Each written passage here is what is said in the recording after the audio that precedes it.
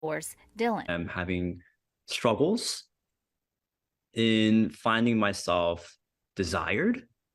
And you have to realize it takes a lot of guts for another man to open up to another guy. Sa took it as an opportunity to fly Dylan in for a photo shoot. Whether you're an Asian guy or not, like many of us won't see people exactly like us, whether it's physically, emotionally, or what we desire on screen. So I think it's sharing more stories like that.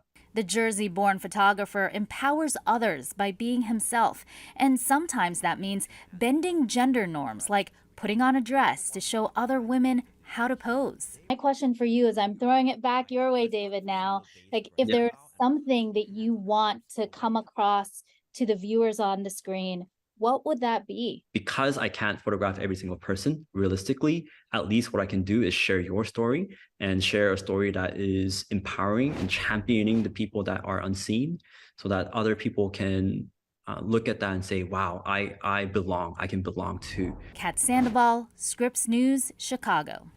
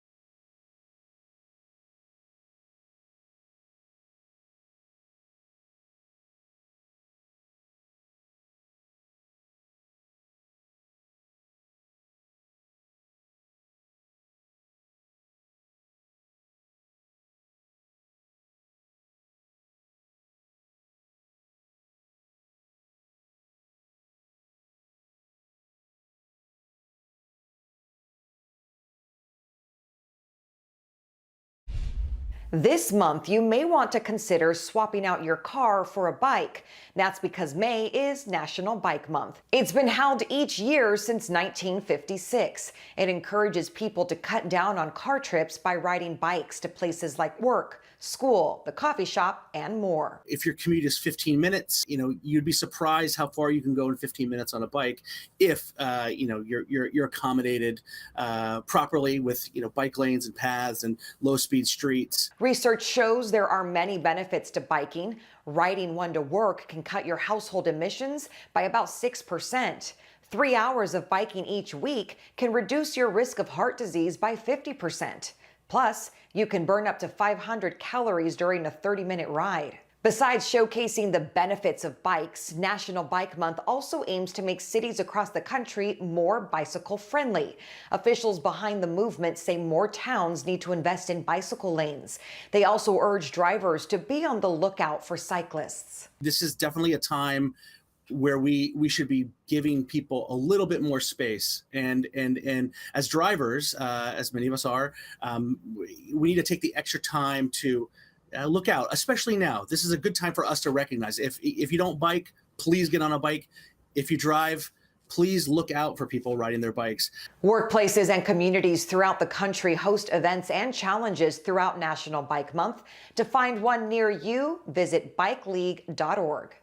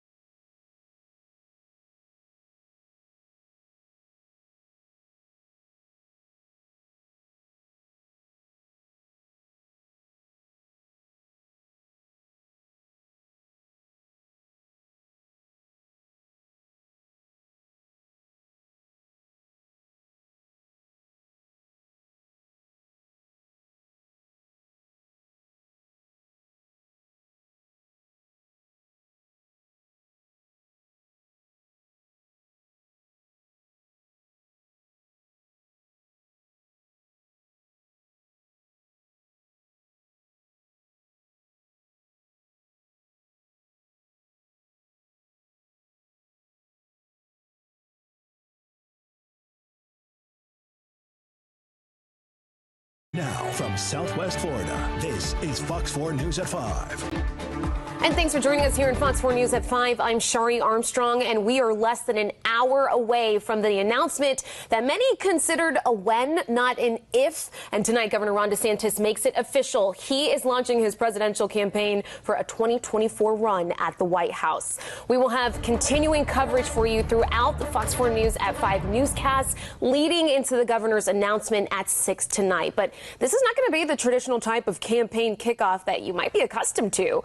Instead of a press conference, DeSantis is holding a conversation on Twitter with the platform's owner, Elon Musk, and it's going to be moderated by tech entrepreneur David Sachs.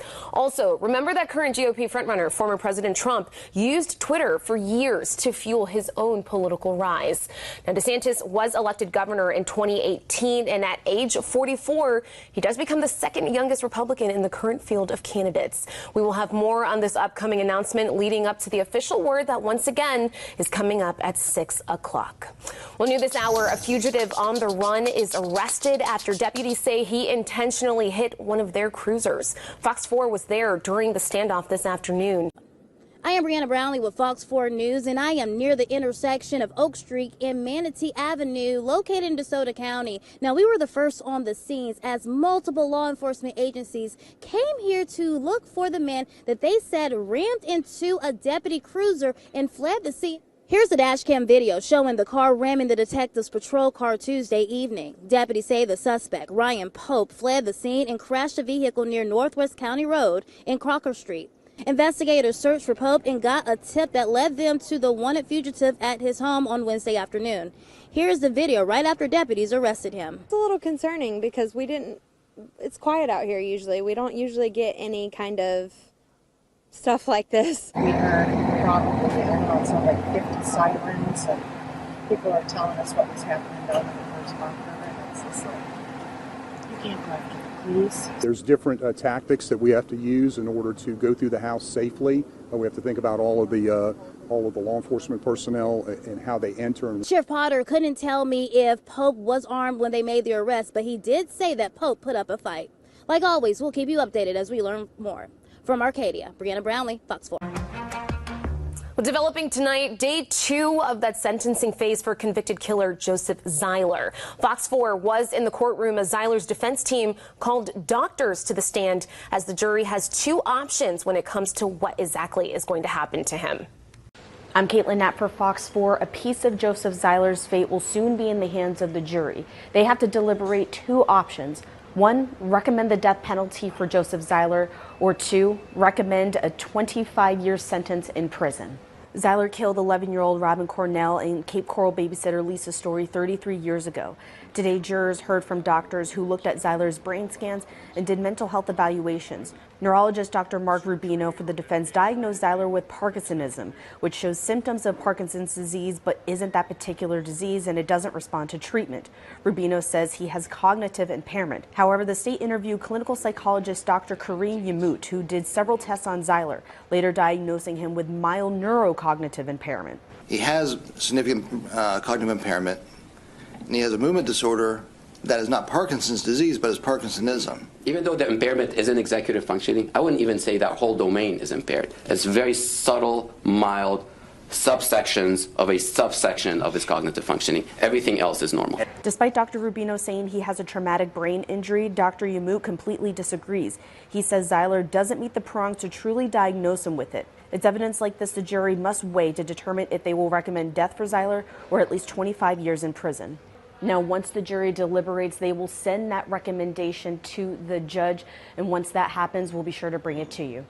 Reporting inside the Lee County Courthouse, Caitlin Knapp, Fox 4. Welcome back to the Fox 4 Weather Center. I'm certified meteorologist Katie Walls.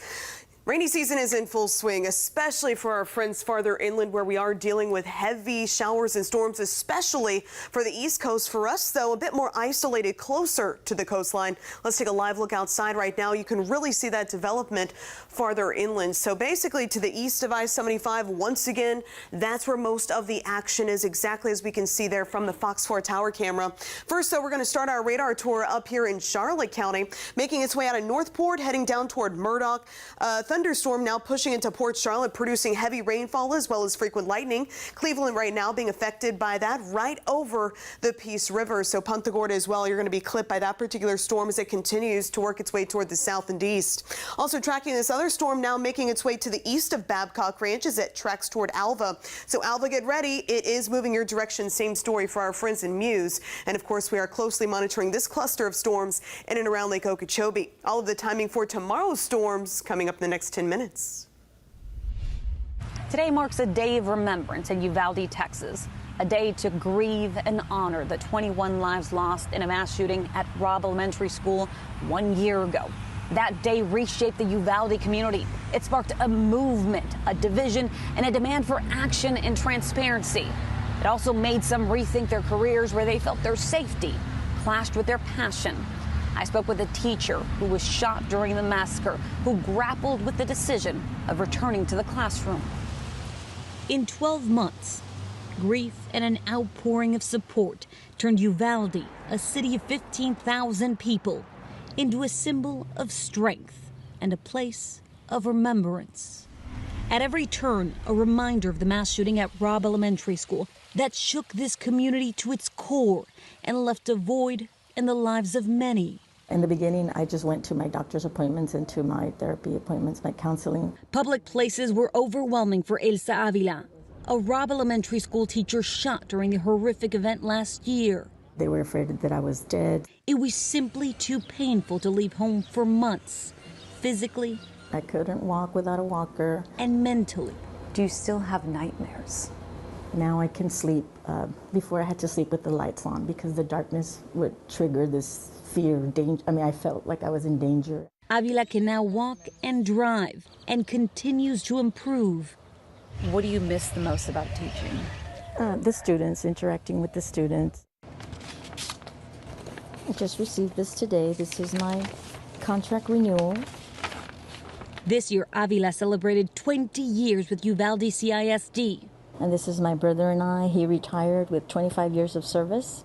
Now, it's her turn to decide if she'll step foot back on campus. I'm hoping that I can get over the fear of being in a classroom. And face the guilt she says she's carried since May 24th, as she bled in a locked classroom, unable to speak or help protect her students.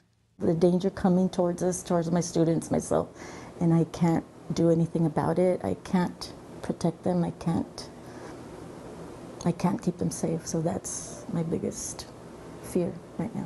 That fear clashing with a passion for teaching and a love for her students. Hi, Miss Avila. I hope you're doing good. Happy birthday. The journey to recovery will require more time and more patience. I have my scar that I have to look at every single day. A reminder of a greater calling to help her students heal. I've thought about retiring and I just can't seem to want to let go yet. It's like I want to go back. I want to end on a happier note. Addie Guajardo, Scripps News, Uvalde, Texas. Well, this next story very disturbing, especially for those of us who have kids in our families. Police in Northport arrested 2 women for child abuse at a daycare center after a parent filed a complaint about what happened to her own child. Northport police say it happened at the Building Blocks Children's Center right there on Toledo Blade Boulevard. Now, 51-year-old Evelyn Jennings and 60-year-old Cindy DeRichor face abuse charges. According to the complaint from the parent, a 3-year-old had visible marks and bruises after spending the day at the center. Jennings is an employee at the daycare and the other person is the owner. Officers say Jennings is the one who grabbed the child by the legs and the other person, DeRichor, did not report it and prevented another employee from saying anything as well. The police report says Jennings has had similar complaints made against her in the past and has been fired from multiple daycare facilities. Well, layoffs in the tech industry today as Meta, which owns Facebook and Instagram, is getting rid of 10,000 jobs. That is on top of the 11,000 job layoffs from last year. This reduction drops the workforce back to where it was in 2021. And do not look for the price of gas to go down even after Memorial Day. You know, sometimes we cross our fingers, but the price of oil jumped more than 50 cents a barrel. U.S. inventories are sinking, and Saudi Arabia is threatening to cut production as we head into the summer. year. OPEC leaders meet the first week in June, so that decision could be right around the corner. Memorial Day weekend marks the start of peak summer travel season, of course, and that higher demand for fuel. And check out this scene in Davie, where a woman had to be rescued after driving her car into a pond. A group of office workers saw it all happen, and it turns out the driver did not know how to swim. People say the officer ran to the pond and jumped in to save her, and then several employees from nearby businesses found a rope, and they were able to pull everyone out. Thankfully, no one was injured. And we now know the dates for this year's Florida Python Challenge. I know a lot of you guys participate in this. For those of you looking for a share of that, $30,000 in prize money, you can get your gloves and be ready to head out to the Everglades from August 4th through the 13th. That's the start date there. There's even online training you take through FWC, Florida Fish and Wildlife. That address is right here on the bottom of your screen where you can get more information. It's also where you can register to take part at flpythonchallenge.org. Netflix is starting to charge for password sharing in the U.S. If you have the standard or premium plan, it's going to cost you an additional $8 a month to let someone who doesn't live in the same home with you use your account. That's $2 less than it would cost to buy the company's basic plan. Netflix isn't providing details on how it confirms subscriber identities or accounts, but it says everyone in the same household will still be able to stream at home or when they're out. The Federal Trade Commission has launched an investigation into baby formula makers and whether they colluded while bidding on state contracts. Documents show more than half of formula sales happen through a Department of Agriculture program that gives free formula to low-income families. The agency is looking into if the formula makers coordinated to keep control of markets in states where they're dominant. The FTC says they'd have some incentive to do this because sales through the government formula program can boost other sales. Formula makers say they're cooperating with the investigation. Coming up, we are counting down the minutes until Governor Ron DeSantis makes his announcement that he is seeking the Republican nomination for the 2024 race for the White House.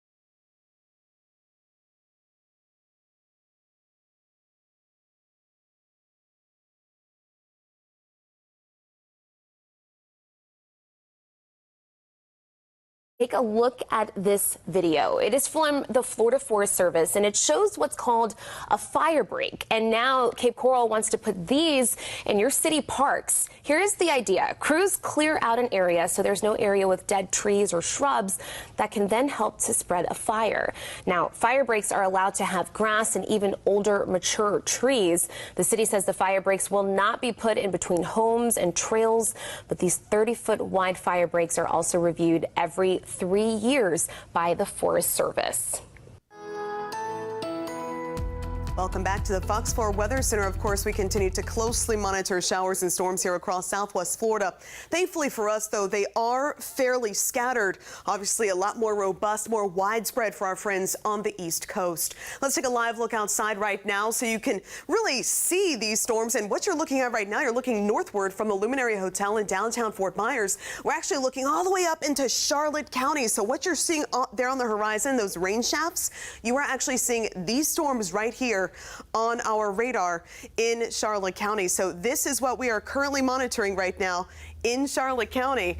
And you can see that right over Port Charlotte, stretching down from Northport to El Jobim, as well as Murdoch, now starting to cross over the Peace River. So Port Charlotte really getting hammered by some very heavy rainfall. Along 75, parts of Punta Gorda, you're about to be hit by that other cell. It's currently over the river right now. Cleveland right now seeing very frequent lightning, heavy rainfall. So please, in this area, just take it easy. It's going to be at least another half hour before we do see improvements from this particular downpour.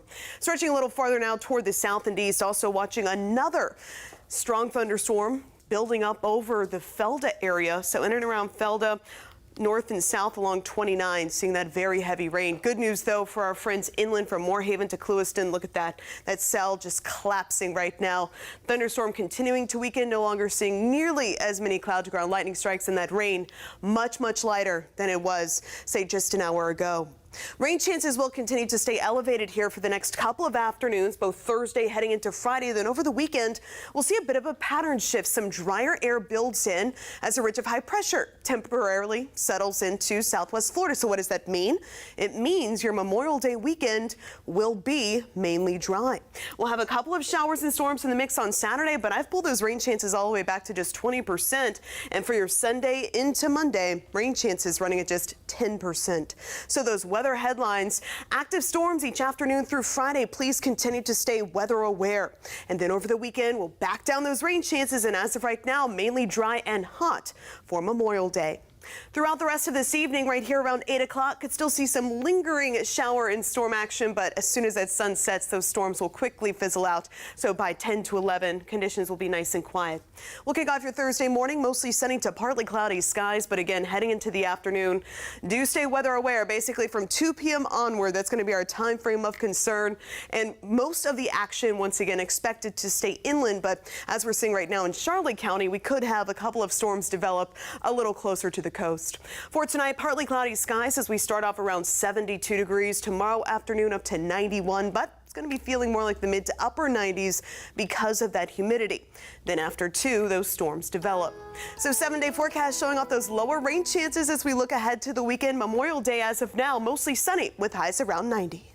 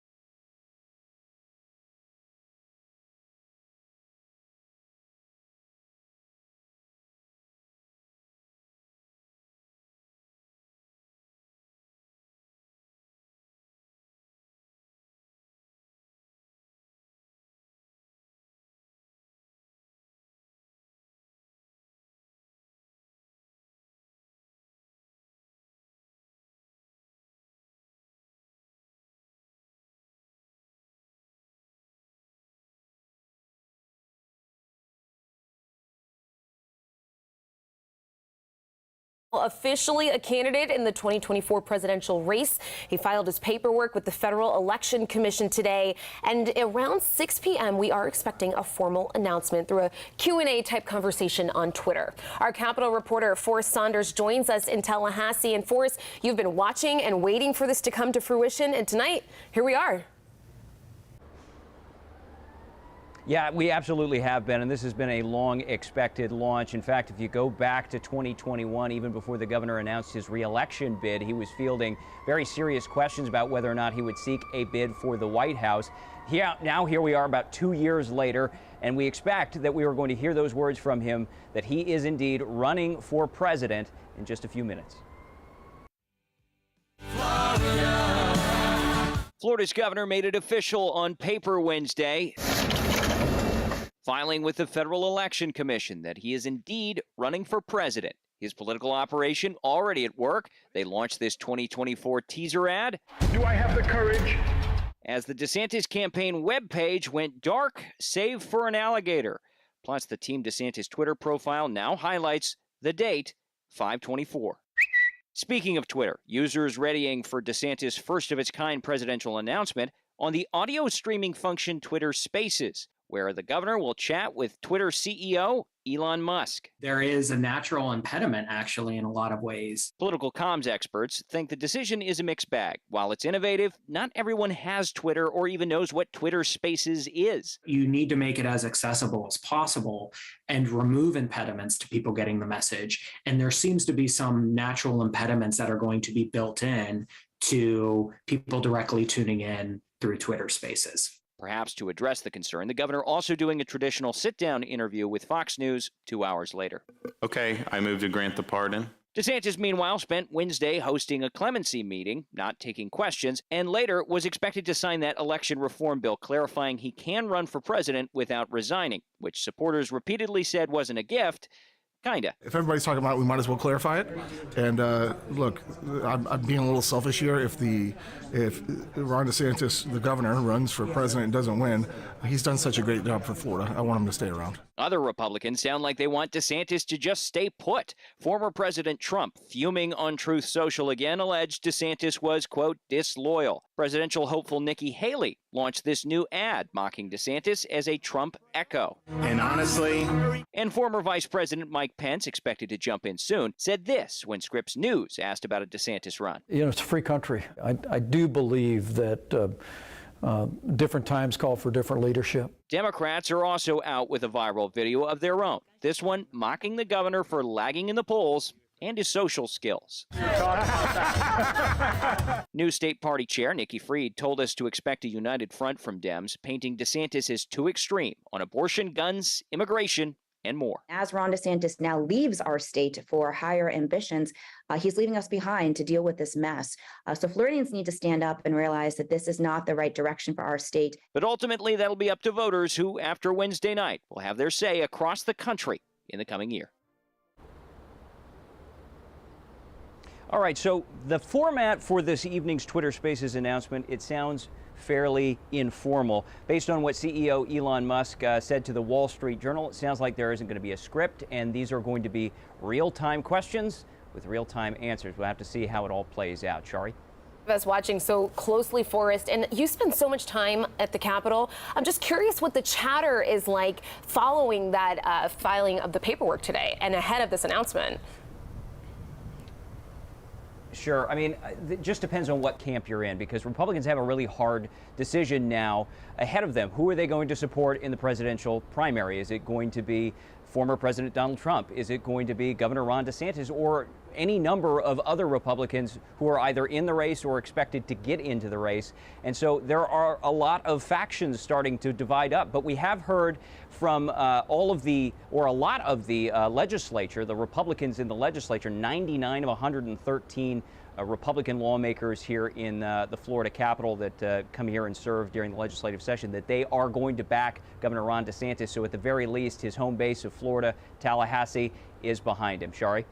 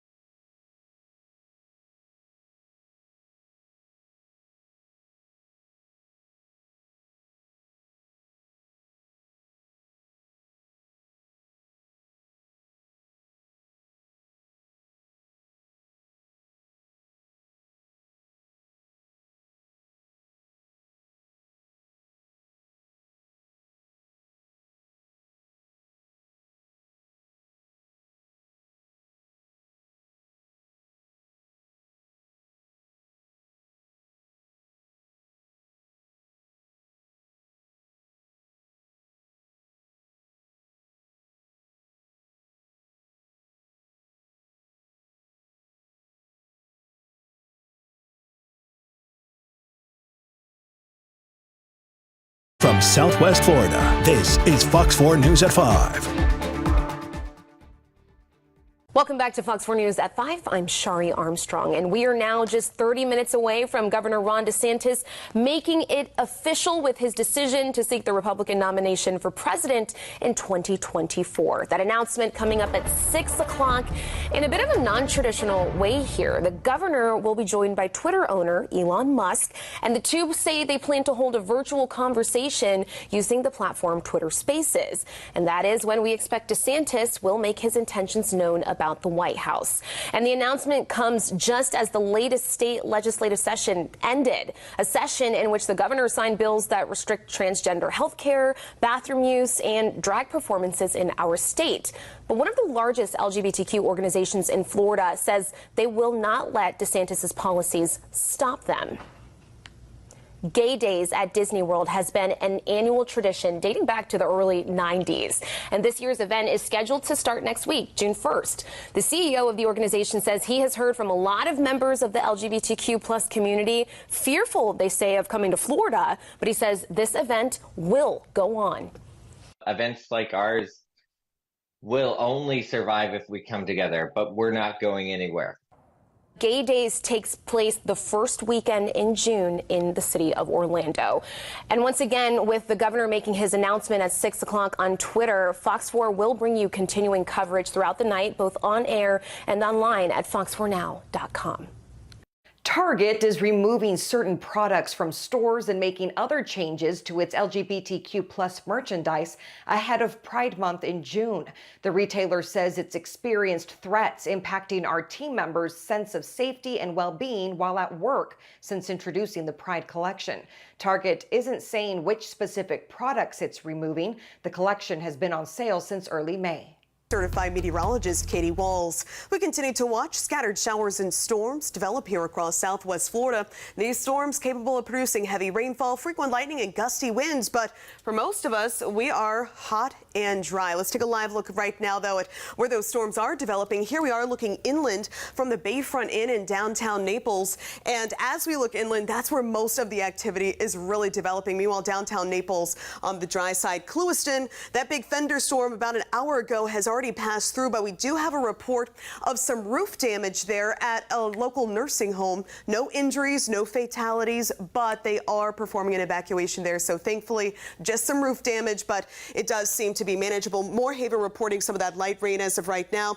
Farther back into Charlotte County, from Northport down to El Jobim, still tracking that big storm for you. Over Port Charlotte, improvements, but down toward Cleveland, still very heavy rain ongoing right along the Peace River and right along 75. As we head down toward the Felda area, still that strong thunderstorm that continues to pulse over you. Tomorrow will be similar. I'll have that for you in 10. I'm Fox 4's Elise Chingari here at the Fort Myers Police Department as we are working to get you more information on what's next for the process when it comes to finding a new police chief for the Fort Myers Police Department. So we headed right over to City Hall to sit down and speak with Mayor Kevin Anderson to find out more of that process for you tonight. Technically, the city manager has the right to bring a candidate forward. He doesn't have to have an elaborate process. He chose to do so. Not necessarily elaborate, but he chose to advertise and try to attract the most talented candidates. Well over 150 candidates applied. I think that speaks highly of our agency and our city. Mayor Anderson explains it's a process of interviews, then recommendations to the city manager to narrow down that list. Once that's narrowed down, a handful will be brought forward to City Council for Mayor Anderson and the council to interview. Then it has to be approved, majority vote of the City Council. And as for how the department's running while the search is ongoing, FMPD provided this statement reading, the Fort Myers Police Department continues moving forward with the late Chief Diggs' vision as we await the transition to a new police chief. That list of more than 100 candidates for the next police chief for the city of Fort Myers has now been narrowed down to a handful of candidates. That list is set to be released soon. Here in the city of Fort Myers, Elise Chingari, Fox 4. Tina Turner, the trailblazing queen of rock and roll, has died at age 83. Her publicist says she passed away at her home in Switzerland after a long illness. He said in a statement, "With her, the world loses a music legend and a role model." He says there will be a private funeral for close friends and family. This afternoon, Florida Governor Ron DeSantis officially joined a crowded Republican field running for president in 2024. He revealed his decision in a Federal Election Commission filing before an online conversation with Twitter CEO Elon Musk. Other Republicans who have already announced their running include former President Donald Trump, South Carolina Senator Tim Scott, former UN Ambassador Nikki Haley, former Arkansas Governor Asa Hutchinson, and biotech entrepreneur Vivek Ramaswamy. Former Vice President Mike Pence is also considered a likely candidate, but he hasn't announced yet. I'm Chris Earle, coming to you here in Cape Coral from the Iwo Jima Memorial at the 4 Mile Ecological Preserve right off the Midpoint Bridge. And perhaps you didn't know this, but May is Asian American and Pacific Islander Heritage Month. And when we think about where we're standing right here, such an important part of the battles in the Pacific during World War II, the Pacific Theater touched so many of the islands, so many of the nations, the cultures that we celebrate, from Hawaii to Guam to Iwo Jima, where this statue marks the U.S. Marines planting the flag to secure victory in 1945 on the island. But also the Philippines, a nation with a long and storied connection and alliance to the United States, with many shared elements, forms of government, the influence of faith in society, and English also very common in the Philippines. And to really learn more, we met Pearl Cruz Morrison, who's lived in Cape Coral for 21 years, but she has lived very much a global life. She was born on an air base in the Philippines as the youngest of 5, the only girl, with her father, Antonio Cruz, a Filipino who fought alongside American forces in World War II, captured as a prisoner of war by the Japanese, also a survivor of the unthinkable Bataan Death March in 1942. He, like so many other Filipino veterans, was promised citizenship and compensation by the U.S., only to have that pulled back soon after World War II ended. That was until 2015, when Congress passed the Filipino Veterans of World War II Congressional Gold Medal Act. 75 years. But now we're celebrating it. It was actually recognized and that passes the bill in 2015. So I think that's one thing that's very significant within the Filipino community. 2015, however, it was too late to actually give the medal to General Cruz, as Antonio Cruz died in 2003. But again, his daughter, Pearl Cruz Morrison, opened up her heart and her home to us for the story. And she told me this during the interview. She said that we are the keepers of our heritage, a statement that perhaps all of us should remember in our own respective journeys as we mark this May as Asian American and Pacific Islander Heritage Month. Reporting in Cape Coral, Chris Earle, Fox 4 News. Recalls and alerts involving the #1 cause of food contamination, hospitalizations, and deaths in the U.S. nearly doubled in 2022 compared to 2019. We're talking about salmonella. This is according to a new analysis out today from the U.S. PERC Education Fund. There were 39 of these recalls and alerts last year, up from 21 in 2019. The number of salmonella-related incidents was nearly as high in 2021 as 2022 as well.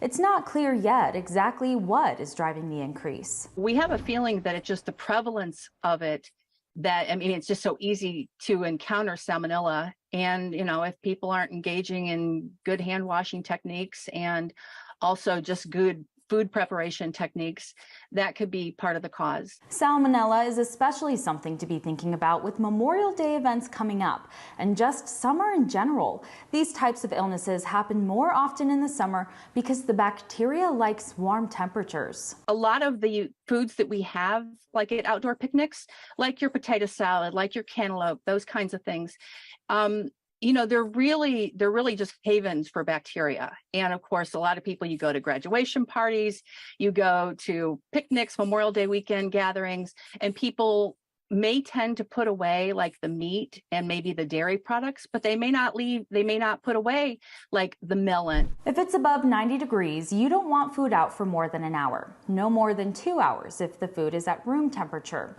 One positive note on recalls from the report, they were down for E. coli, listeria, and pieces of plastic or metal showing up in food.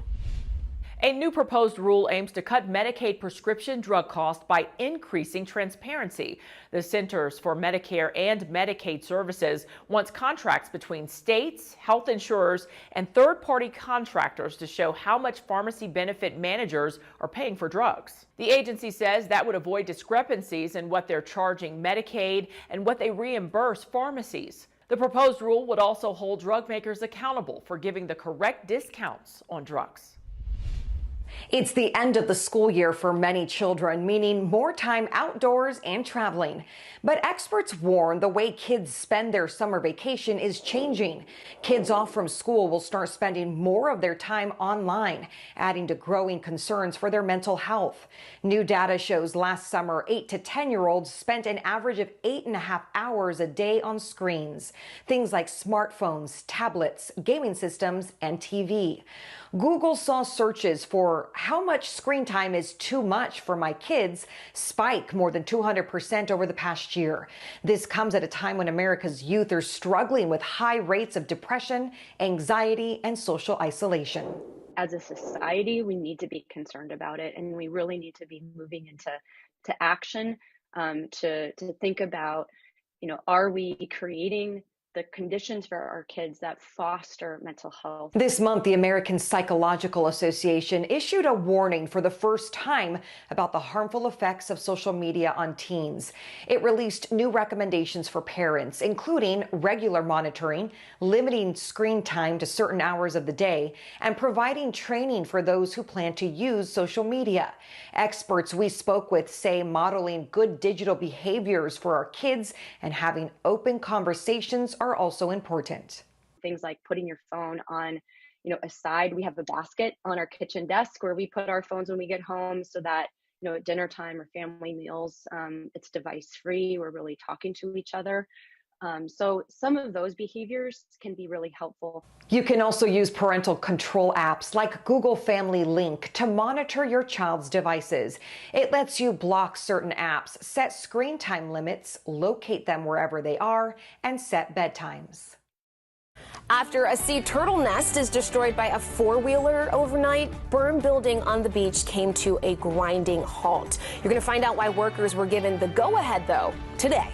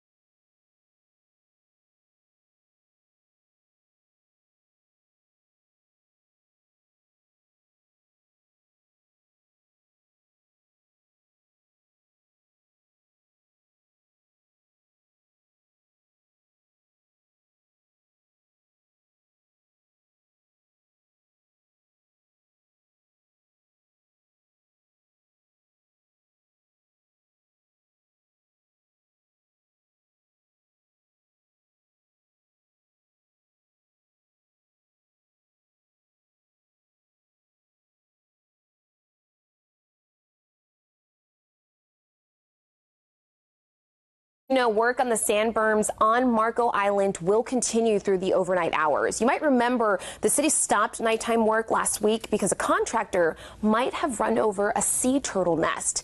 Well, these pictures from the Audubon Western Everglades show tire marks over a potential turtle nesting area. So the city put an end to any overnight work so Florida Fish and Wildlife could investigate. Well, tonight, a sea turtle expert specialist is on site to help keep vehicles away from those nests. The city and Department of Environmental Protection say the project permits allows for 24 hours a day of work, and it's important to wrap it up before hurricane season, which of course starts in just a few days. And take a look at this video coming out of Guam. Super Typhoon Mawar made landfall in Guam, slamming the island as a Category 4. This is the strongest storm to hit that area in more than 60 years. Welcome back to the Fox 4 Weather Center. I'm certified meteorologist Katie Walls. We continue to watch scattered showers and storms here across southwest Florida. Not all of us are affected right now, but where we are, heavy rain and lightning are the biggest concerns. We did have an earlier report of some thunderstorm wind damage in Clewiston. Thankfully, though, no injuries have been reported, just some minor roof damage. Now let's take a live look outside right now. We are looking toward the south and east at a thunderstorm that has developed on the other side of the Caloosahatchee River, currently affecting our friends in Fort Myers. So we have a couple of cells in Charlotte County, in Lee County, but first I want to start off our radar tour with this strong thunderstorm that's currently affecting Felda and heading toward Immokalee. This thunderstorm will also be affecting Harker eventually, as well as Ave Maria. This particular thunderstorm not only capable of producing heavy rainfall, frequent lightning, but also the potential for some funnel clouds out of this particular storm. So of course we'll monitor that very closely. Also, it could produce some wind gusts in excess of 40 miles per hour. So if you are in this part of Hendry and northern Collier, just a heads up, you want to make sure that you do get inside immediately. Of course, anytime you hear that thunder roar, you want to make sure you head indoors. Another storm right here, right over Fort Myers and Colonial, as well as MLK, the spots that are the busiest this time of day, right along 75. So guaranteed we're seeing some slowdowns there right now for the heart of rush hour. Also tracking this strong thunderstorm that is pulsed up, really affecting just to the south of Punta Gorda. That's where the worst of it is. So if you are traveling up 41, maybe heading up Burnt Store, you are certainly seeing some very heavy rainfall that direction. Same story farther toward the north, though. Cleveland, big improvements here over the last 15 minutes as that storm is now decaying right over you. As for Murdoch, El Jobin, we still have that moderate rainfall, but look at that. That too will continue to weaken here over the next 10 to 15 minutes. So more of the same expected for the next couple of afternoons. Just a heads up, each and every afternoon, Thursday into Friday, you do want to make sure you stay weather aware. Heavy downpours, frequent lightning, gusty winds will continue to be the primary hazards.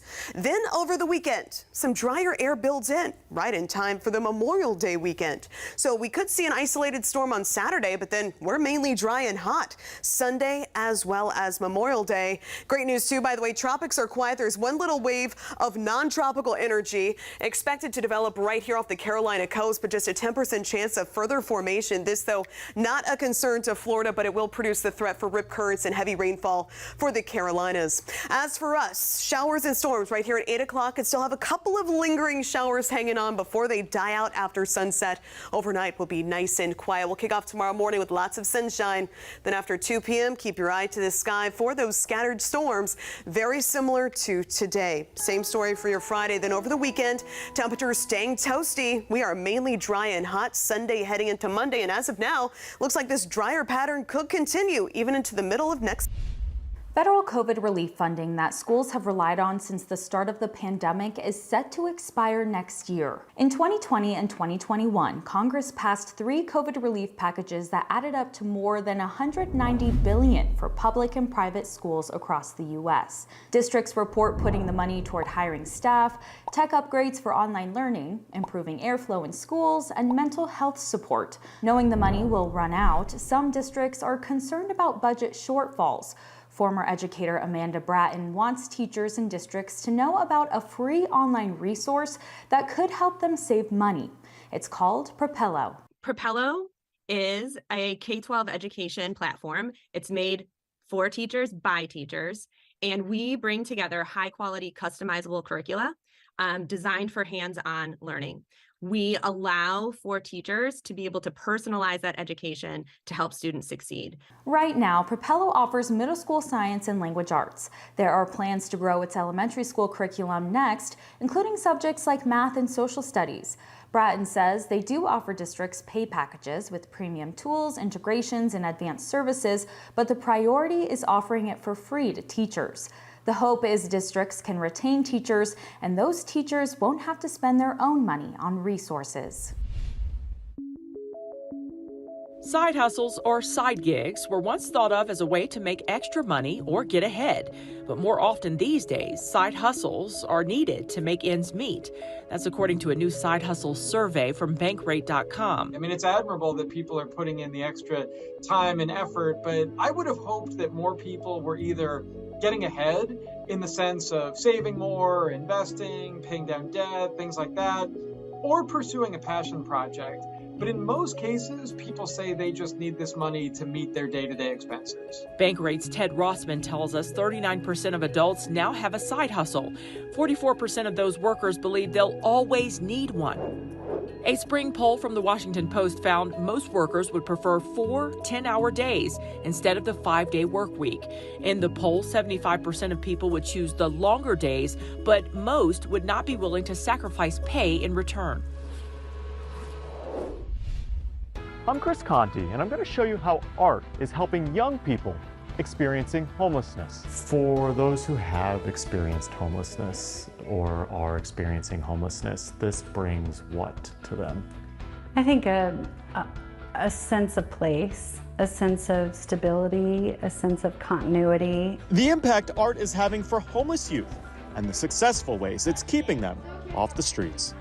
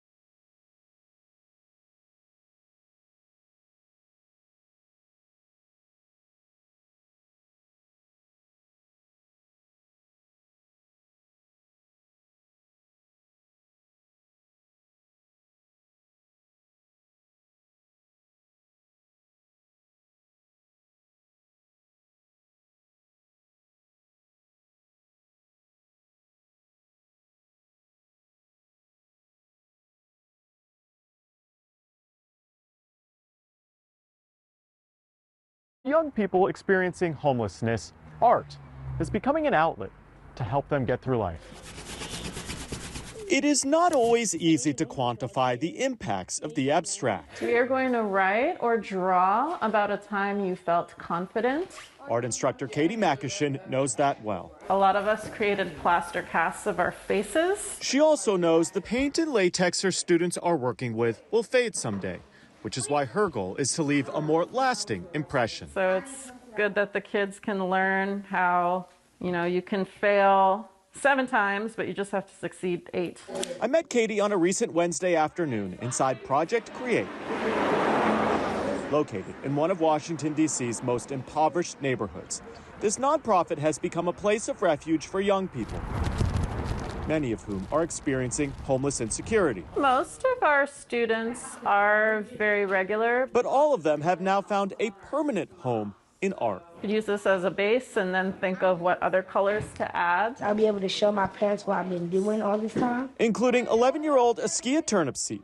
And I saw these colors on a Native American and I thought that was cool. Putting the finishing touches on this latex mask for an upcoming art show students are hosting. Are you proud of what you've been doing? Very proud. What makes you proud of what you've been working on?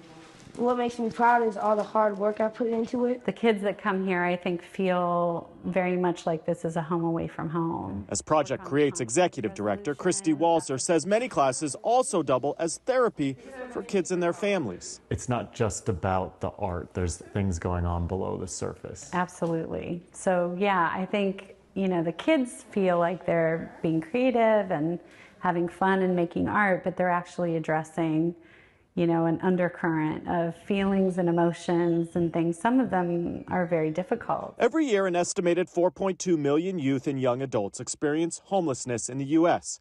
Most experts, though, believe that number is undercounted because of how hard it can be to contact homeless youth. For those who have experienced homelessness or are experiencing homelessness, this brings what to them? I think a sense of place, a sense of stability, a sense of continuity. Coming from the community that we come from, a lot of times you're battling a lot. You're battling the temptations. The belief here is that giving kids like Ahmad Woodard an outlet to grow their talents will help them find their way, no matter where they call home. Art has done everything for me, and it still is doing everything for me. Keep you going? Keep you out of trouble? Keep me out of trouble. Art is like air to me. Make it super duper pink. As for that class Katie Makishin runs, it lasts for 11 weeks.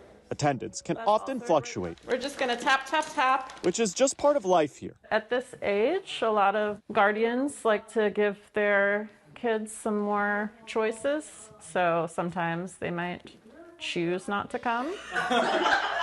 At the end of the day, though, it's the beauty in the art these kids are creating. She wants them to remember. Figuring that out as a form of expression, they might want to continue outside of class. Chris Conti, Scripps News, Washington. Ahead on Fox 4 News at 6, we are now just minutes away from Governor Ron DeSantis announcing he's running for the Republican nomination for president following his official filing. We're going in depth tonight as we look at significant moments in the governor's career that have led us to this moment and the role Southwest Florida has played in his political climb. Plus, we're diving into one issue he's now facing starting tonight. We'll see you in Fox 4 News at 6.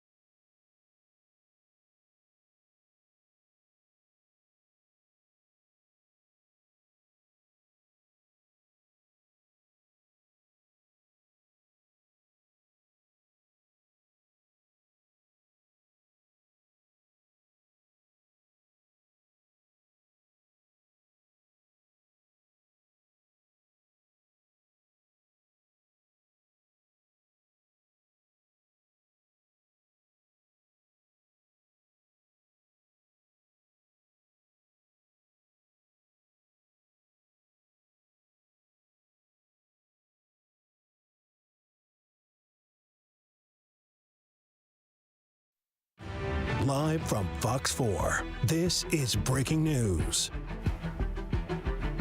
And thank you for watching Fox 4 News on this busy Wednesday afternoon here in Florida. I'm Nadine Yanis. And I'm Shari Armstrong. Our top story tonight, Governor Ron DeSantis' announcement to run for president. The governor officially filing his bid with the Federal Elections Commission this afternoon. And his official announcement happening right now or very soon on social media with a live event on Twitter. The platform's owner, Elon Musk, planning to host a live Q&A. And that is where we want to begin our coverage. We want to show you what this looks like right now on Twitter Spaces for that announcement that could be coming any minute now. We're said that this is going to be starting right at the top of the 6 o'clock, which is why you have a live look at this point. So you might be looking at this and thinking, okay, well, this is just a box, not too much to see here. This is a very unique space. It's called Twitter Space. You just saw that clip there. And what this is it's all audio based. So you will be hearing from the governor, you will be hearing from Elon Musk, but you might not necessarily see them. So we're going to be paying close attention, trying to figure out exactly what this is going to look like, because really we don't know. And we could return to this, but in the meantime, let's go ahead and bring in FGCU retired political professor Dr. Peter Bergerson for more context. Thank you for being with us this afternoon. And you have watched Governor DeSantis' rise over the last 8 years. What do you think are the pivotal moments in his career that have gotten him now to the national political stage? Well, I think first of all was his election 6 years ago in the first term as governor, in which he relied heavily on the endorsement of then President Trump, and then the re-election, which was an overwhelming landslide that he ran and won 2 years ago by 20 percentage points. So he's really shown himself in Florida here as a political commodity that's really hot and that he can produce huge victories.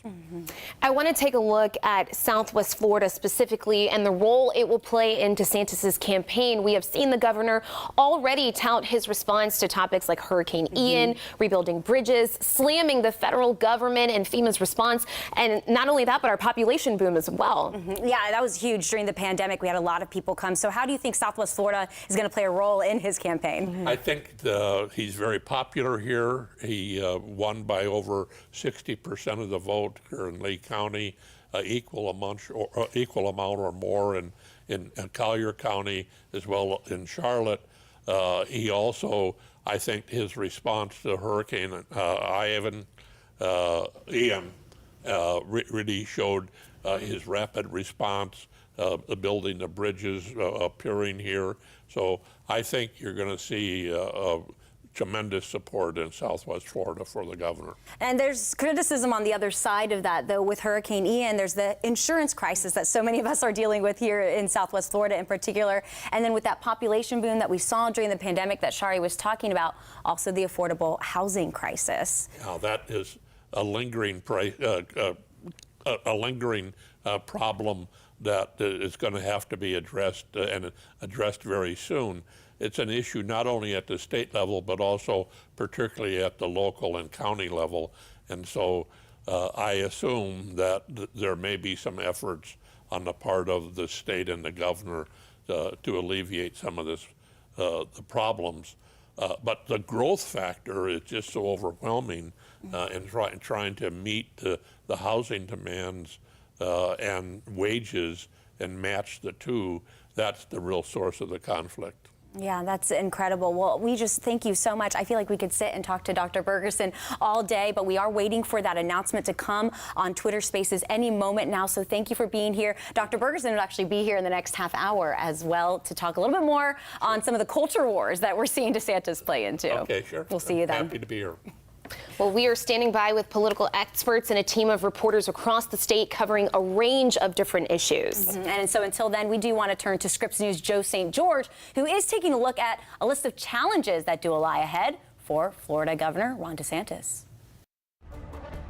It's a big day in the battle to live here at 1600 Pennsylvania Avenue come January of 2025. Florida Governor Ron DeSantis jumping in the race. A unique announcement for sure.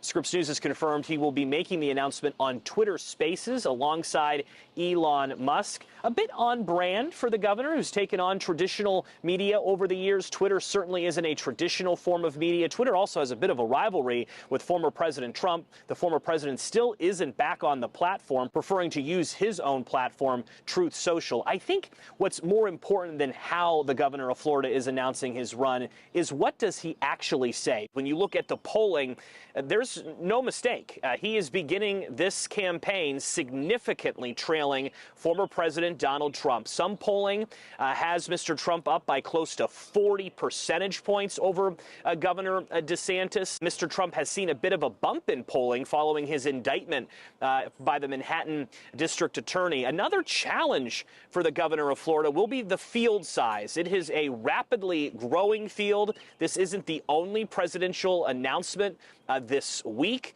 We saw this South Carolina Senator Tim Scott, a Republican senator from South Carolina, announce on Monday. If you had a chance to listen to Scripps News last night, you saw the exclusive conversation with our political director, Andrew Rafferty, with former Vice President Mike Pence. He certainly looks like he's getting in the race soon as well. Back here at the White House, Democrats certainly watching this announcement very closely. A Democratic National Committee spokesman texting me overnight that announcing on Twitter they view is certainly very, quote, curious. Some polling, though, does suggest President Biden is more vulnerable to a re-election loss, potentially, going up against Governor DeSantis than, let's say, a campaign against former President Donald Trump. Joe St. George, Scripps News, Washington.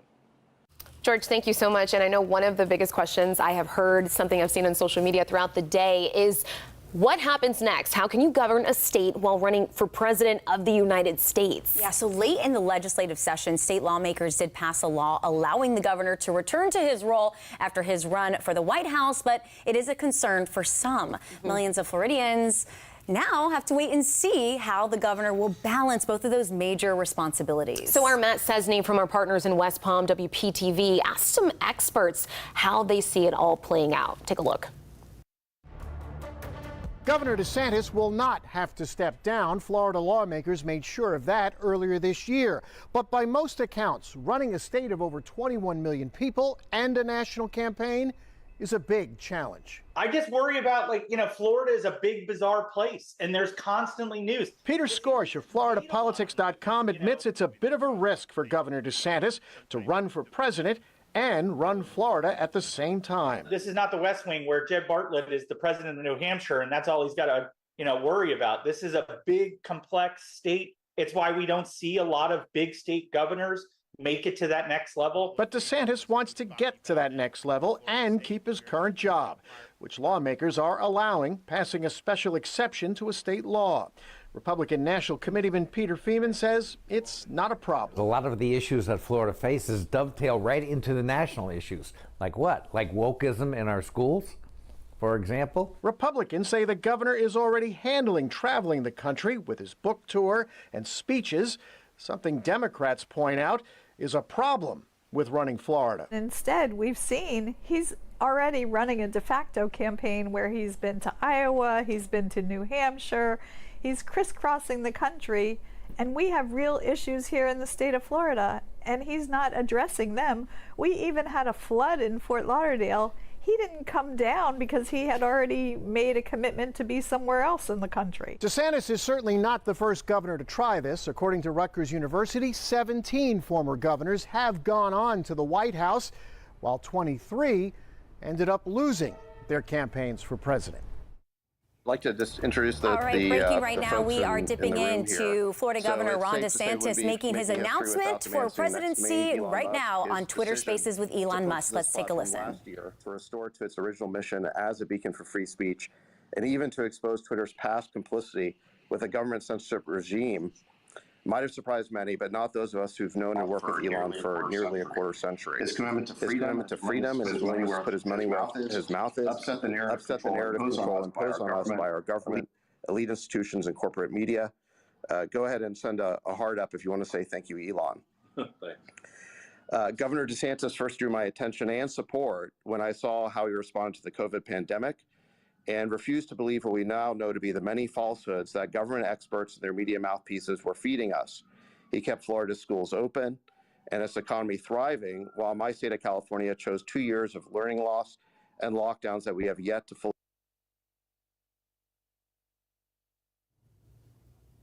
All right, so we are working to bring you this announcement from Governor Ron DeSantis. We are expecting that he is going to officially announce his presidential campaign. And note here, he has already filed his paperwork. If you were just joining us and you were wondering what was going on there, we were actually bringing you that live feed from Twitter Spaces. And there is no visual when it comes to this type of platform. It's just audio. You could see at the beginning of this feed, there was a little bit of a technical issue there. They were trying to launch. It didn't work. They tried to launch again. It did not work. And then it sounds like when they actually pulled up that audio, there were a couple issues there as well. We do know as we were watching that feed, there were millions of people tuned in, so many eyes on this feed, so many waiting to actually hear the governor make that formal announcement for the presidential campaign. This is something we're keeping a close eye on for you. So I want to invite you to scan this QR code right behind me because we're keeping a close eye on air and online as well. This is going to take you to our online coverage. That way you can stay up to date and also find that link as well when it comes to the governor's announcement. Right now, I want to send you over to the Weather Center. Thanks so much, Shari. We continue to monitor scattered showers and storms. Classic this time of year here in the rainy season. But first, we're going to take a live look outside at some of those storms. We're dry here in Cape Coral, but as we look toward the south and east, you can really see those storms that continue to bubble up. So what you're looking at right now, you're actually looking at some storms that are currently over downtown Fort Myers, but they are showing signs of weakening. First, though, I want to start with the strongest storm here on my map right here moving into Immokalee. So it is tracking down toward Immokalee Road, kind of in the Orange Tree area. Immokalee, Harker, Ave Maria, you will be affected by this particular thunderstorm, capable of producing heavy rain, frequent lightning, and gusts to 40 miles per hour. Meanwhile, this is what we were just looking at live from our tower camera. So downtown Fort Myers, along Colonial, seeing those slowdowns, I'm sure, along 75, but at least that thunderstorm continues to weaken. No longer seeing those cloud-to-ground lightning strikes. Also another little shower right over the Gateway area. Up into Charlotte County, also seeing improvements here over parts of the southern side of near Placida as well as Rotunda West. Down toward Burnt Storm Arena, you're going to see some light rain from that, and farther toward the north over Northport into Murdoch as well as South Fort and Cleveland. Big improvements as those storms continue to collapse. Now tomorrow, similar to today, we'll take a look at the timing for when you could see that wet weather, and we'll talk about the weekend ahead. It's definitely that time of year, Katie. Thank you. Also, an Arcadia man tonight is in custody after barricading himself in his home for more than an hour. Yeah, DeSoto County Sheriff's deputies were searching for convicted felon Ryan Pope. He was out on bond for aggravated battery and assault with a deadly weapon. But since last night, deputies had been searching for Pope after they say he smashed into a police cruiser and then took off. Fox 4's Brianna Brownlee was the first on scene where the arrest took place, and she joins us with the latest. Bree? A few hours ago, deputies took in convicted felon Ryan Pope into custody. And when I was speaking with Sheriff Potter, he was telling me that it's been a busy night and a busy day, but he is grateful that he is behind bars. And when speaking to people in the community, they say the same. I think this is all the cops we got. That was Michael Schreiner's first reaction when coming home after a long day at work and seeing law enforcement swarming a street right next to his home. I'm well protected, I'll put it that way, so that's all I'm going to say about that one. Right behind his home was where DeSoto County deputies, Hardy County deputies, and other law enforcement agency were trying to get suspect Ryan Pope out of his home. There's different tactics that we have to use in order to go through the house safely. We have to think about all of the law enforcement personnel and how they enter. The man they wanted is a convicted felon that was out on bond for aggravated assault and battery charges. Deputies say Tuesday night, Pope slammed into the front of a detective's cruiser and fled before crashing the vehicle and running from the area near County Road 661 in Northwest Cocker Street. So everybody's a little on edge, I would imagine, around here, keeping their doors locked. And, you know, we have small kids, so it's hard to, let them come outside. And this is from a neighbor who lives right near the intersection where the crash took place on Tuesday. She is still shaken up, but says she has a lot of faith in DCSO, which is what many people in the community had to say. You can't drive to the pools. Stop. So it's very important that they know that we care and that they have our back in this community. Sheriff Potter also told me that he wasn't sure if Pope was armed when they made the arrest. However, he did say he put up a fight. Now, this is ongoing, and we will keep you updated as we learn more. In DeSoto County, Brianna Brownlee, Fox 4.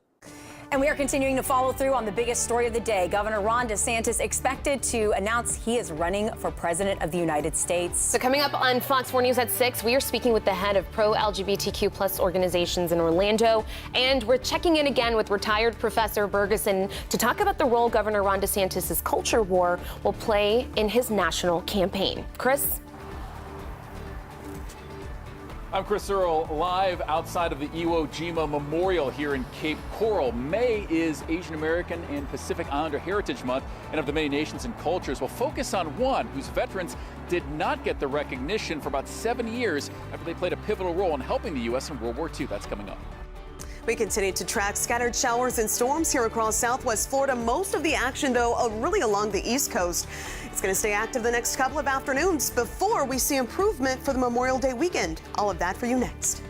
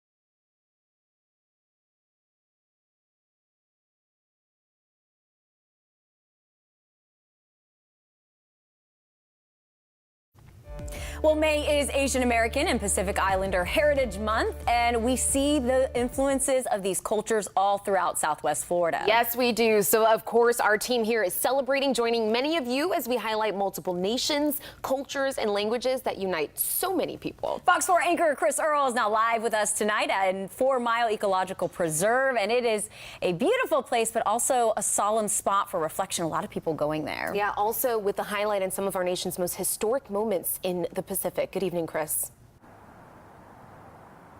Yes, good evening, Shari and Nadine. Yes, as you know, we are at the Iwo Jima Memorial, just off of the Midpoint Bridge. Thousands of people drive past this every single day. And as they drive past, especially going from Fort Myers to Cape, they might take a glance at it. But if you ever want to come down here, just get off on Del Prado. It's really easy to reach this spot.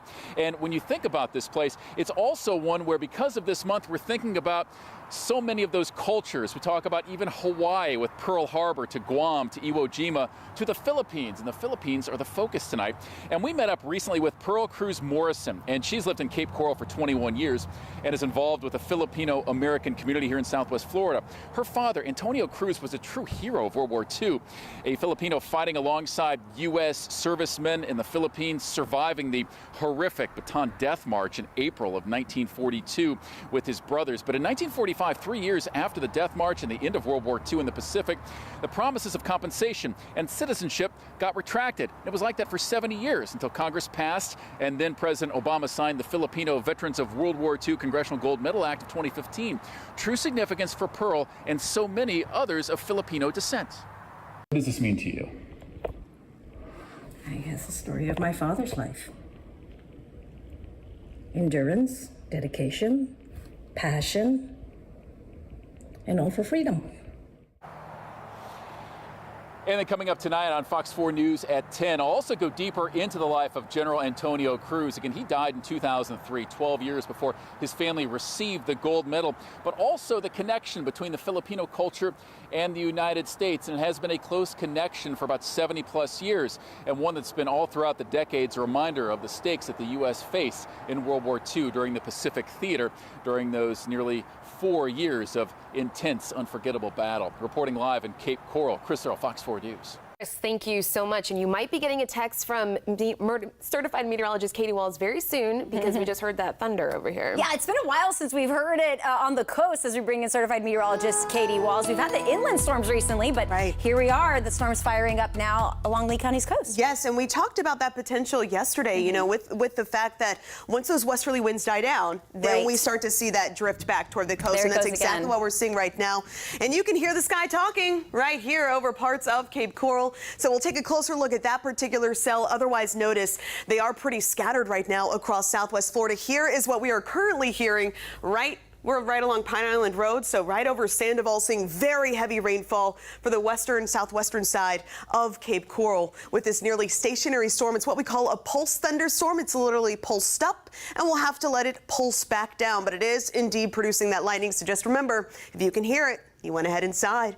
Live look outside right now at those storms here across southwest Florida, because we are indeed dealing with these on and off downpours. So as we look right here, again, in that part of Cape Coral at that thunderstorm, another one that we've been watching closely in between Felda and Immokalee. Immokalee, you haven't seen that rain just yet, but it is just off toward your north, and it is slowly drifting your direction. Same story down toward Immokalee Road as well as Orange Tree, seeing that storm kind of build off toward the south. Meanwhile, downtown Fort Myers, seeing some of that light to moderate rain stretching back into parts of Buckingham, Lehigh Acres, down to Gateway. And the good news, too, is that this particular storm that's currently developing in that part of Lee County near RSW, we do have a fire burning there, and that should help to at least dampen what is going on.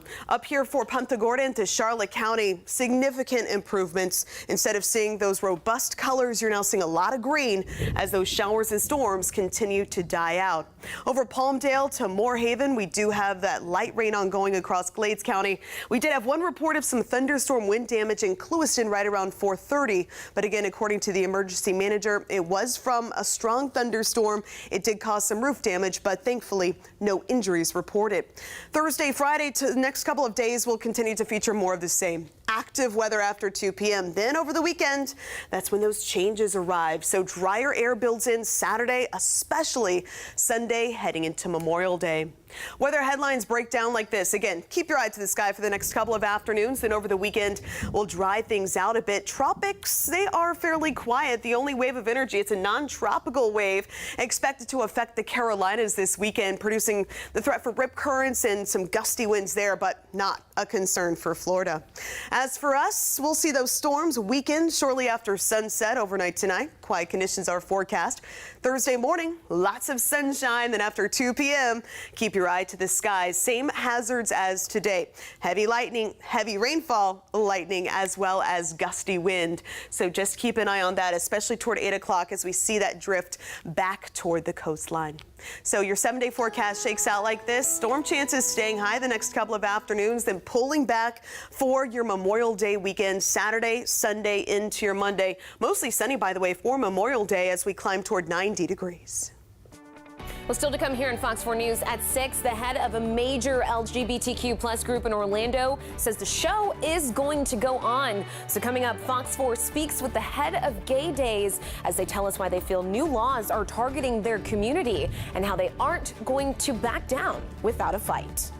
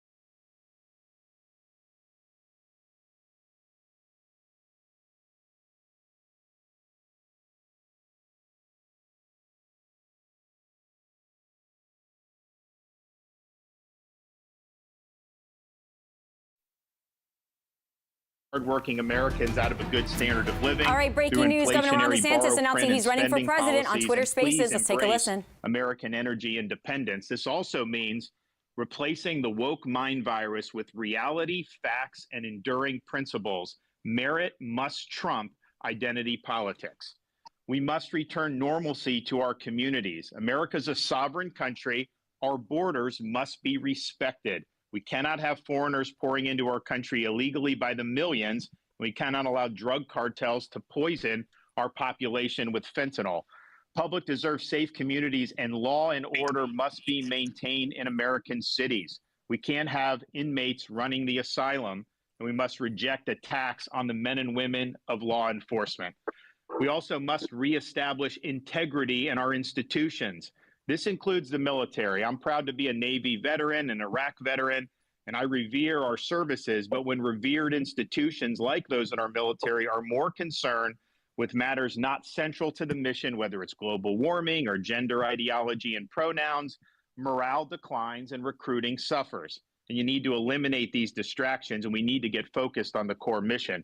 We also cannot have true constitutional government if the most significant issues are decided by the whims of unelected bureaucrats rather than the people's elected representatives. Reestablishing integrity in our institutions means we must reinvigorate our constitutional system by returning the government to its rightful owners, we the people. No social or economic transformation without representation. Truth needs to be our foundation. Common sense can no longer be an uncommon virtue. And in Florida, we proved it could be done. We chose facts over fear, education over indoctrination, law and order over rioting and disorder. We held the line when freedom hung in the balance. And we're thriving as a result. Florida is the nation's fastest growing state. We're #1 in net in-migration, #1 in new business formations, recently ranked #1 in education. We have a 50-year low crime rate and one of the lowest tax and debt per capita in America. But we also understand governing is not entertainment. It's not about building a brand or virtue signaling. It is about delivering results. And our results in Florida have been second to none. We can and we must deliver big results for America. I pledge to be an energetic executive that will take on the important issues. Biden's pursued inflationary policies that are hurting working people. We will reverse those policies, and we'll build an economy where working Americans can achieve a good standard of living. Biden's opened the southern border and allowed massive amounts of drugs to pour into the country. We'll shut down the border, construct a border wall, and hold the drug cartels accountable. Biden's embraced medical authoritarianism, such as unconstitutional COVID vax mandates. We will ensure that those violations of liberty can never happen again. Biden's allowed woke ideology to drive his agenda. We will never surrender to the woke mob. If you're just joining us, you are hearing audio from Twitter Space. This is kind of a historic way to make an announcement. This is Governor Ron DeSantis officially announcing that he is running for president. Of course, he filed his Federal Election Commission paperwork earlier today, but this is the official announcement that you just heard on Twitter there. Yeah, that announcement was supposed to be coming right at the top of the 6 o'clock. They had some trouble. A lot of people obviously want to listen in. Some technical issues, but it was back. Governor Ron DeSantis officially running, saying, quote, "I am running for president of the United States to lead our great comeback," is what we heard as he came on to Twitter Spaces. Not only that, talking about the border crisis, wanting to maintain law and order, talking about what he says is results in the state of Florida, saying Florida is second to none, wanting to reverse a lot of what President Biden has put in place. Again, this happening right now on Twitter Spaces. Fox 4 following through for you as we are covering this live with expert analysis coming soon. We'll be right back.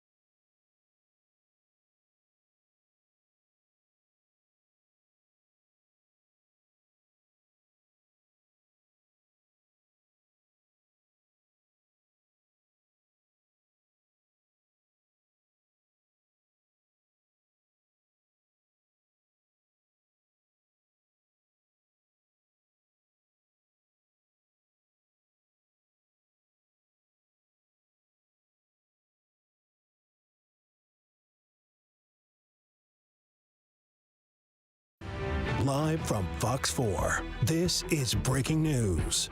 Thank you for trusting us here on Fox 4 News at 6. I'm Shari Armstrong. And I'm Nadine Yanis. Fox 4 following through on our top story. Governor Ron DeSantis, just moments ago, we heard it announcing he is running for president on Twitter Spaces, saying that he is ready to make a great comeback, is what he says, attacking some of Biden's policies, talking about gender ideology and instituting integrity back in America. Now, this is still going on in Twitter Spaces, and we are working to bring that to you on air and online as well. But Governor Ron DeSantis officially announcing he is running for president. Ron DeSantis is going after Disney, of which he was married at Disney. There's an irony to that whole thing. So there is definitely politics happening.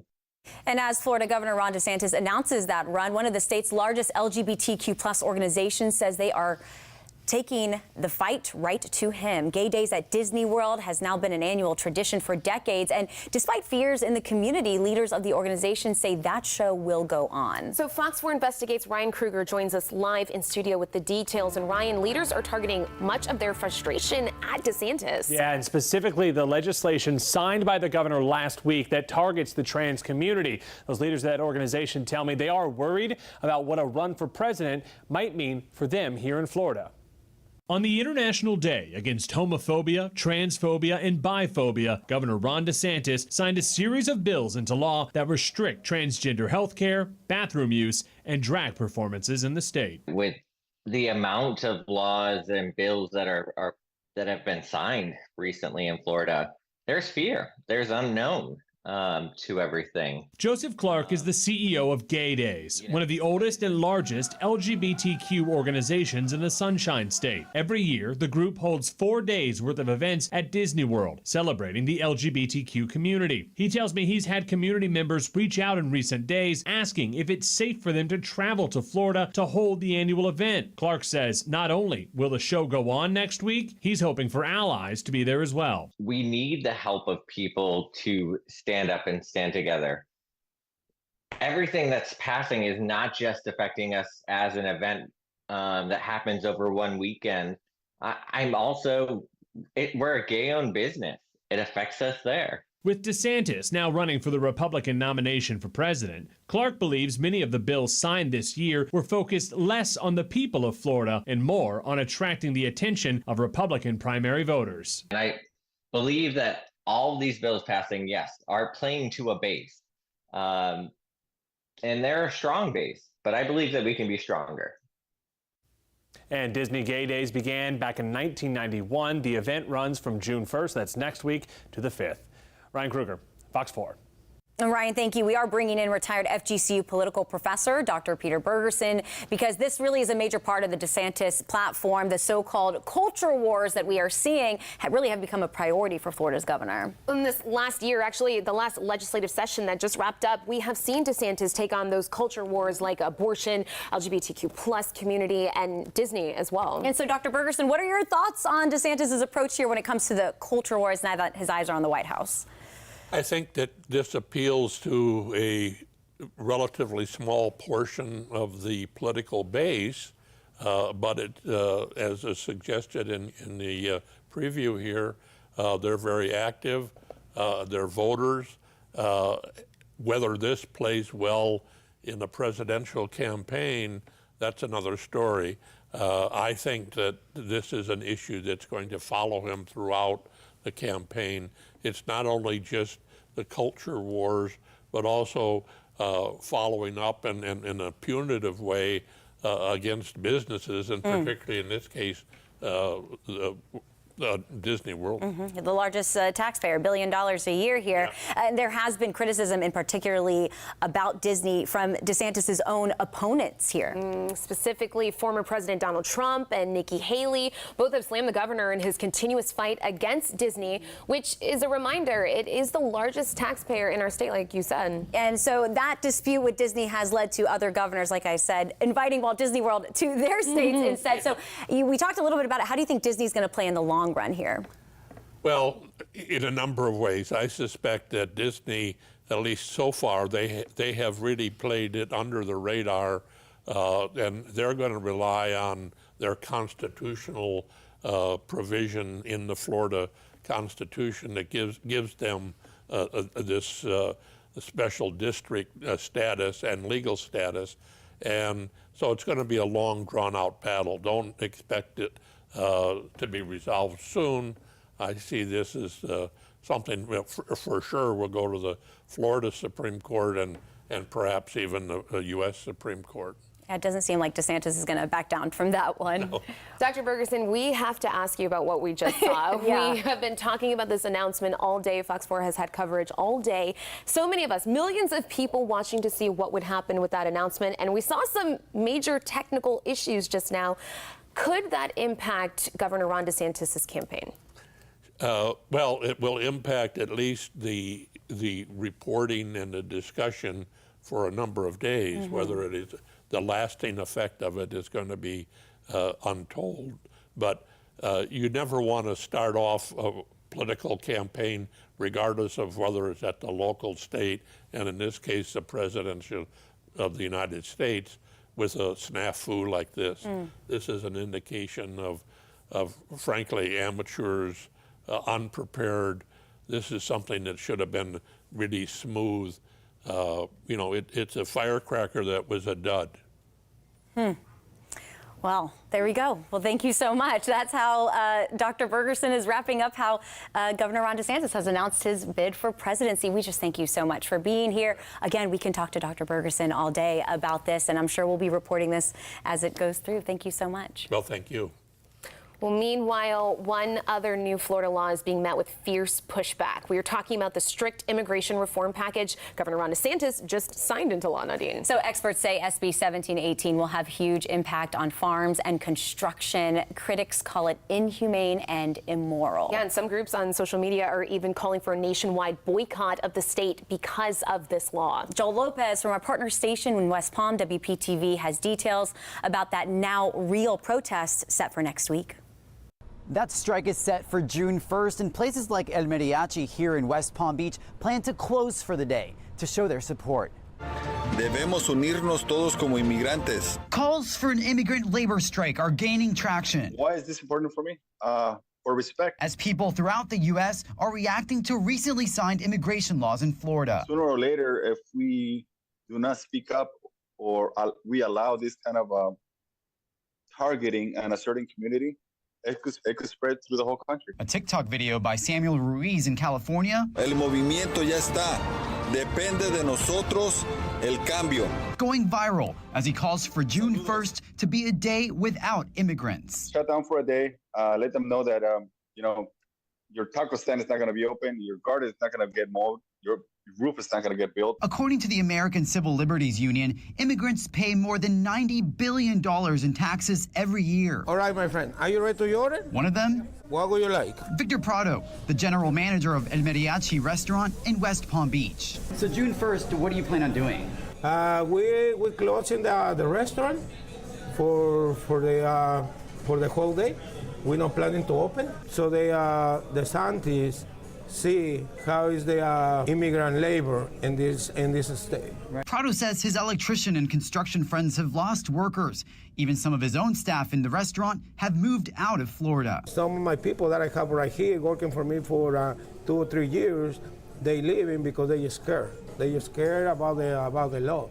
Prado now filling roles as he's having trouble finding staff. I'm right there, all right? And the June 1st strike is in solidarity of all immigrants. For the dream, because everybody come to this state to be better. The movement is also calling for people to boycott Florida products on June 1st, as well as not spending any money here in the state.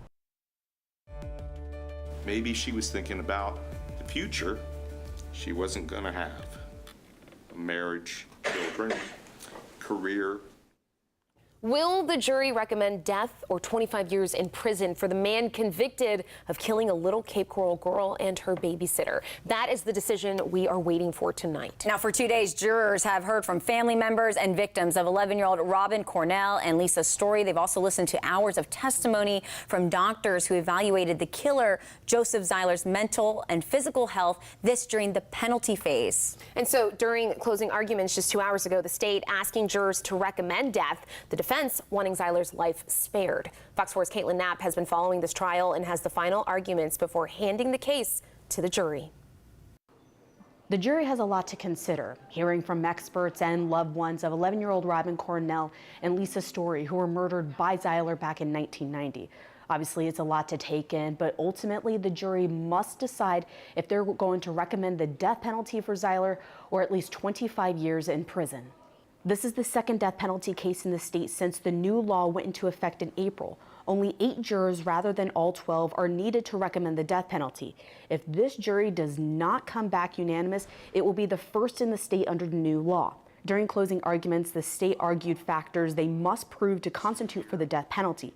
The state said the killings were targeted and Zeiler could have made the decision to stop killing them, but didn't. What was 11-year-old Robin Cornell thinking at that moment? Get out of here. Who are you? I have a pillow over my face. It's getting dark. I can't breathe. Why is this guy touching me? Get off of me. Leave me alone. Meanwhile, the defense is fighting for Zeiler's life. Doctors claim Zeiler has traumatic brain injuries, cognitive impairment, among other disabilities. The defense says some mitigating circumstances include Zeiler's age, medical diseases, and mental health disabilities. It's factors like these the defense says jurors should take into consideration, asking the jury if they really want to sentence a 61-year-old man with mental health issues to death. Mr. Zeiler does not deserve for you to forget what happened, but Joseph Zeiler deserves your forgiveness. This is not that special case that requires you to vote for death. Do what you need to save Mr. Zeiler's life. Keep in mind the judge sentences Zeiler, not the jury. Whatever the recommendation is, the judge must take it into heavy consideration when sentencing Zeiler when that time comes. It's not clear yet when Zeiler will officially find out his fate. The jury is still deliberating. It's not clear yet if they are going to send them home later on tonight. But when Zeiler was convicted, they deliberated for 3 hours and came back with a guilty verdict at 8:45. We'll continue to update you on the outcome of the penalty phase. Reporting inside the Lee County Courthouse, Caitlin Knapp, Fox 4. With the showers and storms here in Cape Coral, we are now enjoying a double rainbow as we look live southward. But activity still pretty vigorous right now on radar. We're tracking where those storms are headed for you next.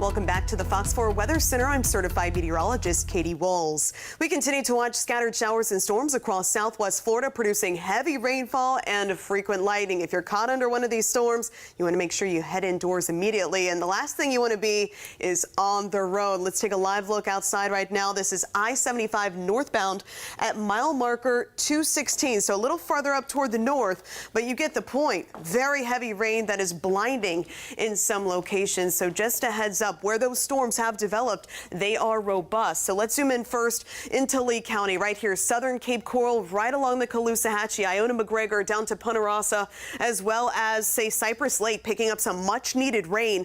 This is a spot where I've had some viewers ask me, hey, when are we going to pick up a little bit of something in the rain gauge? Well, here you go, right along McGregor Boulevard. Heavy downpours as they continue to work their way toward the east. So we will be seeing more locations, Summerlin, Colonial, Fort Myers as well, affected by that particular storm. Down to Estero Island, Fort Myers Beach, seeing some of that moderate rainfall, but that storm is collapsing as we speak. Over Miramar Lakes and back toward the east of I-75, this is just to the south of RSW. We are seeing some of that light to moderate rain, a little heavier though, as we progress back to northern Collier County. Immokalee seeing more of that moderate rain, the worst of it off toward your north and west, right along Immokalee Road down to Orange Tree. Orange Tree, that intensity expected to pick up sooner rather than later. And then this is the storm that we were just looking at up in Sarasota County, really affecting Laurel and at this point nearly stationary. So that's one of the downfalls of these showers and storms this time of year. Where they are nearly stationary, you could easily pick up 1 to 3 inches of rainfall, thus leading to isolated flooding. So just remember, make sure those drainage ditches are nice and clear this time of year. Live look from our studios here. Beautiful double rainbow over the South Cape. 78 degrees, rain cooled. Meanwhile, earlier we did hit a high temperature in the 90s. Take a look at this. 93 in Fort Myers, 87 for Naples. Punta Gorda registered a high of 91. So no spots in record territory, but we were pretty close, within a couple of degrees in Fort Myers. Right here at 7 o'clock, the showers and storms that we have in the mix will continue to weaken. And by 8 o'clock, the latest model, remember we update this for you every hour. Based upon the latest data, it looks like those storms will be collapsing entirely by 8 to 9 p.m. Overnight tonight, clearing is expected, so we'll kick off your Thursday. Lots of sunshine on the way, but after 2 p.m., stay vigilant. Keep your eye to the skies. Same threats as today. Areas of heavy rainfall, lightning, and gusty winds continuing through the evening and then fizzling out shortly after sunset. That will be the case again for your Friday. Then over the weekend, we'll see some big improvements. Just isolated showers expected for your Saturday, then mainly dry and hot both Sunday into Memorial Day.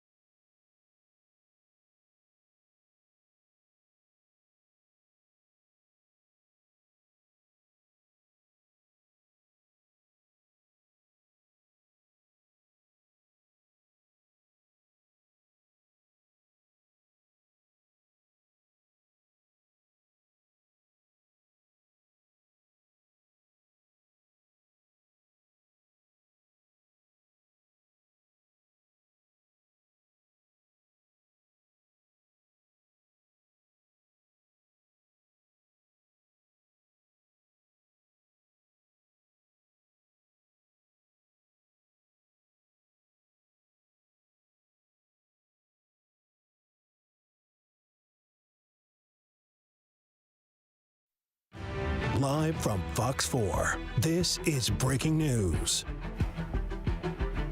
And thank you for watching Fox 4 News on this busy Wednesday afternoon here in Florida. I'm Nadine Yanis. And I'm Shari Armstrong. Our top story tonight, Governor Ron DeSantis' announcement to run for president. The governor officially filing his bid with the Federal Elections Commission this afternoon. And his official announcement happening right now or very soon on social media with a live event on Twitter. The platform's owner, Elon Musk, planning to host a live Q&A. And that is where we want to begin our coverage. We want to show you what this looks like right now on Twitter Spaces for that announcement that could be coming any minute now. We're said that this is going to be starting right at the top of the 6 o'clock, which is why you have a live look at this point. So you might be looking at this and thinking, okay, well, this is just a box, not too much to see here. This is a very unique space. It's called Twitter Space. You just saw that clip there.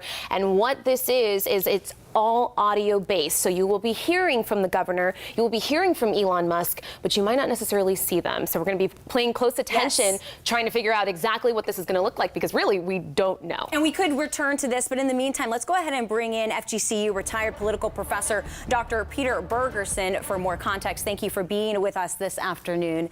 And you have watched Governor DeSantis' rise over the last 8 years. What do you think are the pivotal moments in his career that have gotten him now to the national political stage? Well, I think first of all was his election 6 years ago in the first term as governor, in which he relied heavily on the endorsement of then President Trump, and then the re-election, which was an overwhelming landslide that he ran and won 2 years ago by 20 percentage points. So he's really shown himself in Florida here as a political commodity that's really hot and that he can produce huge victories. I want to take a look at Southwest Florida specifically and the role it will play in DeSantis' campaign. We have seen the governor already tout his response to topics like Hurricane Ian, rebuilding bridges, slamming the federal government and FEMA's response, and not only that, but our population boom as well. Yeah, that was huge during the pandemic. We had a lot of people come. So how do you think Southwest Florida is going to play a role in his campaign? I think he's very popular here. He won by over 60% of the vote here in Lee County, equal amount or more in Collier County, as well in Charlotte. He also, I think, his response to Hurricane Ian really showed his rapid response, building the bridges, appearing here. So I think you're going to see tremendous support in Southwest Florida for the governor. And there's criticism on the other side of that, though, with Hurricane Ian. There's the insurance crisis that so many of us are dealing with here in Southwest Florida in particular. And then with that population boom that we saw during the pandemic that Shari was talking about, also the affordable housing crisis. Now, that is a lingering problem that is going to have to be addressed and addressed very soon. It's an issue not only at the state level, but also particularly at the local and county level. And so I assume that there may be some efforts on the part of the state and the governor to alleviate some of this, the problems. But the growth factor is just so overwhelming in trying to meet the housing demands and wages and match the two. That's the real source of the conflict.